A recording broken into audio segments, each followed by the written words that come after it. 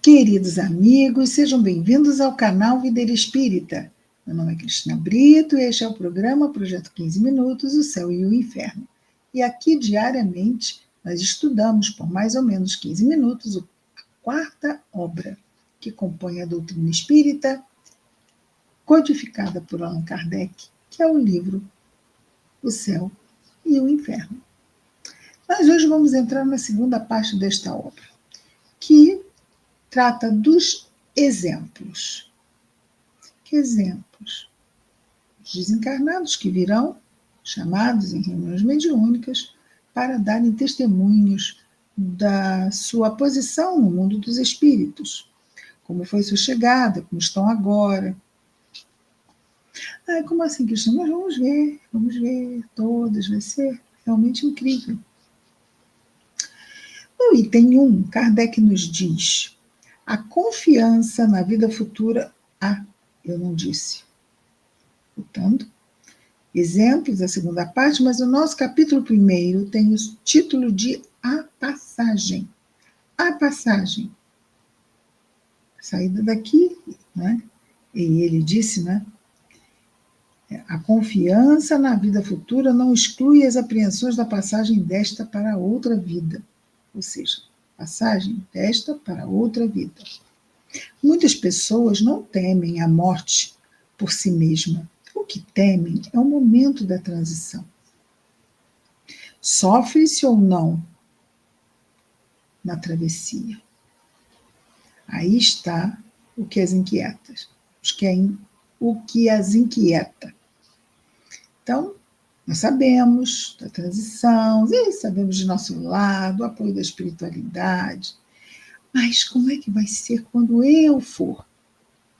Vou sofrer? Vai ter algum choque nessa saída? Na reentrada? Como? O que será que vai acontecer? Isto pode causar mesmo uma apreensão, uma ansiedade, não é? Natural.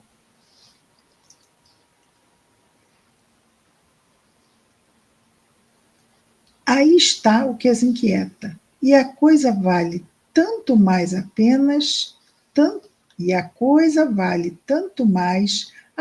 porque ninguém dela pode escapar. Vai acontecer. E ainda tem mais, não sabemos quando. Não sabemos quando.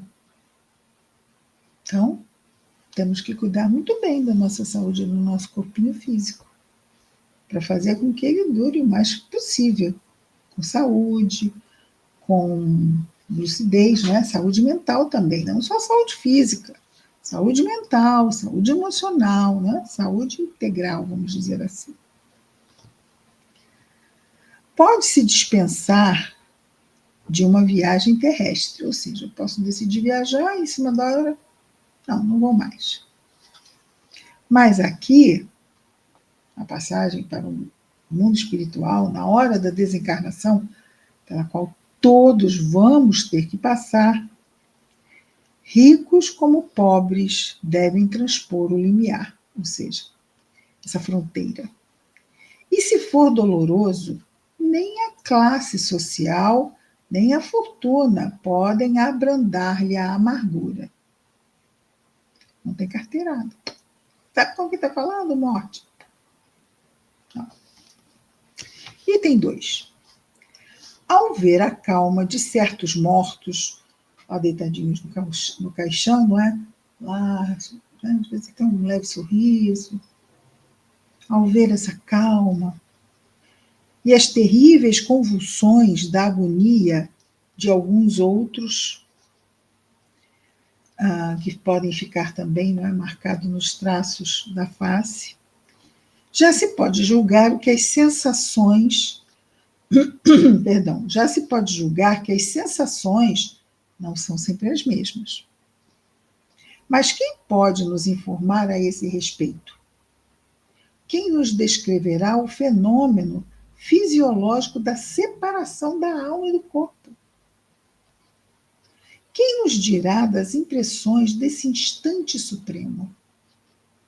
Sobre esse ponto, a ciência e a religião são mudas, porque não tem como acessar os sujeitos, vamos chamar as pessoas, as almas, os espíritos depois de desencarnar, não é? As almas depois da desencarnação. Podemos ver ali, antes, deu o último suspiro, não temos mais acesso, nem à ciência, nem à religião. E por que isso? Porque falta, tanto a ciência quanto a religião, o conhecimento das leis que regem as relações do espírito e da matéria. A ciência, se detém no limiar da vida espiritual. A ciência só vai até o momento da morte. Pum, parou?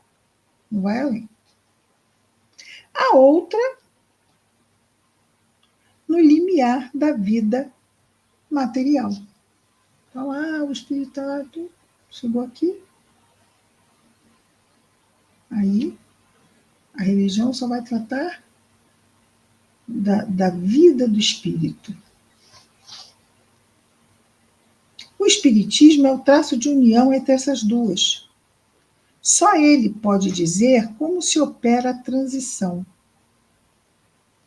seja pelas noções mais positivas, né, mais afirmativas, que dá, quanto à natureza da alma, seja pelo relato daqueles que deixaram a vida. Então, tanto as informações que os espíritos trazem da vida espiritual, dessa transição, os espíritos falam sobre isso, Livro dos Espíritos, quanto também do testemunho dos espíritos desencarnados que vêm falar, como vamos ver aqui, sobre o que aconteceu a eles. O conhecimento do laço fluídico que une a alma, que é o perispírito, não é? O perispírito está unido ao corpo físico durante a encarnação. Então, o espírito encarnado se chama alma. Espírito encarnado. Então, esse laço fluídico que une a alma e o corpo físico. Então, o conhecimento desse laço fluídico é a chave desse fenômeno, como de muitos outros. Existe esse laço fluídico, essa união entre a alma, o espírito, que está ligado ao corpo físico, por isso está encarnado. E o que acontece na morte? Esse elo é quebrado, é cortado, é desfeito. E o espírito, então, não tem mais um corpo físico para se manifestar aqui no plano físico. Retorna ao mundo dos espíritos. Aquele corpo físico é devolvido à natureza e se desfaz, não é? Se consome pelas próprias leis da natureza. Então, vejamos aqui, só para voltarmos aqui num ponto. Aqui diz, antes, a ciência e a religião são mudas para falar o que acontece a partir do momento da morte. E ele pergunta por quê? Porque falta a uma e a outra, ou seja, a ciência e a religião, o conhecimento das leis que regem as relações do espírito e da matéria. Uma se detém no limiar da vida espiritual. A ciência só vai até o momento da morte. A outra no limiar da vida material. Então, a religião vai falar da nossa vida espiritual. É claro que vai trazer para nós encarnados diretrizes sobre isso. Mas vejamos, o foco da religião é nos orientar para fazermos o bem, não é? Não vamos esquecer que aqui, a essa época, 1865, quando sequer tinha terminado a codificação, ainda faltava o livro A Gênese, não havia se concluído aqui a codificação espírita. Aqui também ele não trata o espiritismo como uma religião. Estamos em 1865.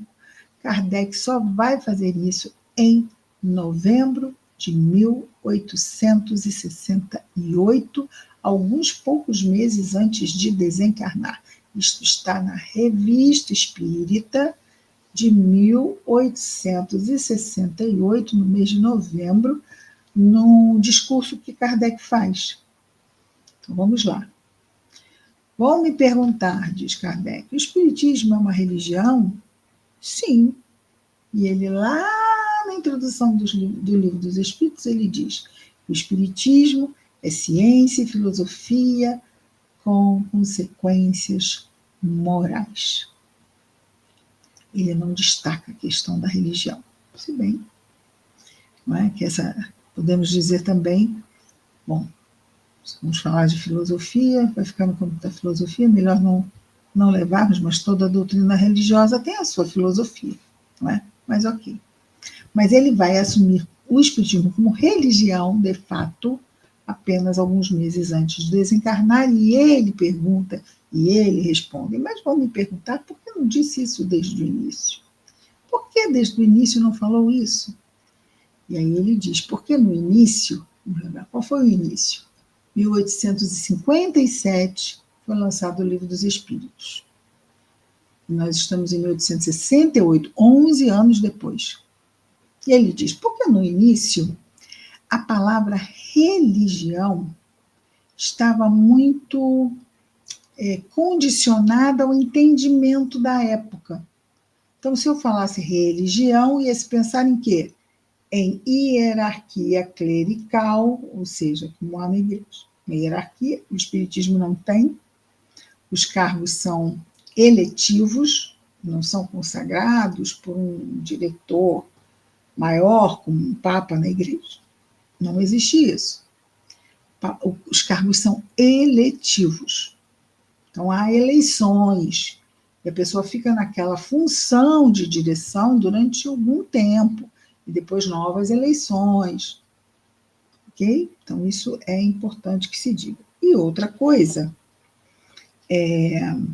que o Espiritismo vai nos trazer também como religião, ou melhor, que não vamos encontrar no Espiritismo como religião, e é por isso que ele esperou esse tempo todo, é porque ele vai dizer que as religiões, havia esse entendimento que elas tinham rituais.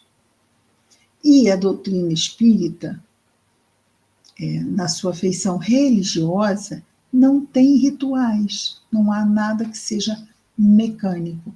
Ah, mas a gente tem a palestra, sempre abre com uma mensagem inicial e uma prece. Isso não vira um ritual? Bom, se for feito sem alma, né? Porque para que serve aquilo? Não é porque alguém, vamos fazer assim, vamos criar um ritual? Vamos ler uma mensagem e fazer uma prece? Vamos. Não é assim que acontece. É porque as pessoas chegam ou na casa espírita, ou se forem assistir a palestra aqui na internet, chegam às vezes com a cabeça preocupada com uma coisa, com outra. A mensagem inicial é para ajudar a pessoa a centrar, a estar ali, como se fosse assim, aterrissar ali. E poder, enfim, se afinizar com o que vai acontecer. Então, existe um motivo. Não é porque vamos fazer porque não temos que cobrir aí com algum ritual. Não, existe um motivo. Um motivo bem sensato. Ajuda-nos a nos centrarmos, a pacificarmos a nossa mente, para nos concentrarmos nos temas. E a prece? A prece é a grande finalização desse exercício, desse esforço mesmo. Porque aí estamos buscando o quê? Nossa ligação com o alto de forma mais efetiva, para que o alto nos ajude a entendermos da melhor forma o que estamos ouvindo e nos ajude a levar para o nosso dia a dia essa vigilância e essa lembrança da oração que nós precisamos ter para garantir o melhor uso do nosso livre-arbítrio. Não é? Faz sentido, não? Então, eu queria voltar aqui, acho que agora ficou... gostamos mais de ter voltado. E terminamos o item 2. amanhã retornamos, dando continuação a essa nova parte do nosso estudo, aqui no Projeto 15 Minutos, o Céu e o Inferno. Até amanhã. Muita paz a todos.